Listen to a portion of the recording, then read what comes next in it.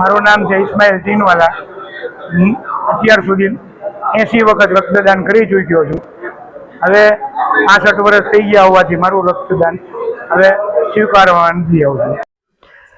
આ છે ભાવનગરના 65 વર્ષની ઉંમરના ઇસ્માઇલભાઈ ટીનવાલા, જે લોહી માટે તકલીફ વેઠતા લોકો માટે હંમેશા તેમની મદદ માટે તત્પર હોય છે, જે 80 વાર રક્તદાન કરી ચૂક્યા છે.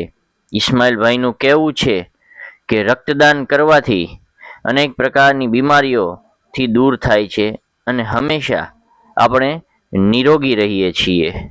રક્તદાન તકલીફવાળા માણસોને મેં વર્ષો પહેલા જોયા હતા, એટલે એને હેલ્પફુલ કેમ થવું એના હિસાબથી આ રક્તદાનનું માધ્યમ મેં પસંદ કર્યું હતું.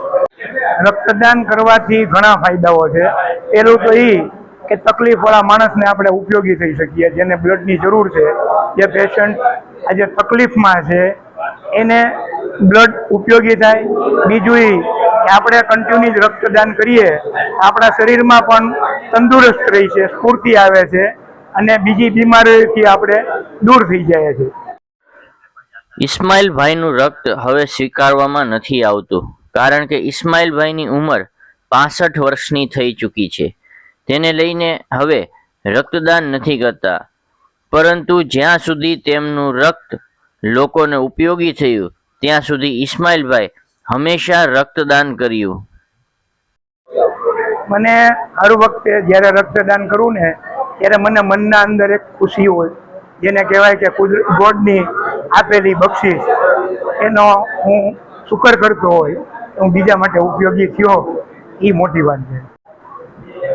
રક્તદાન કરો અને કરાવો, તમે તંદુરસ્ત રહ્યો અને સમાજને તંદુરસ્ત બનાવો.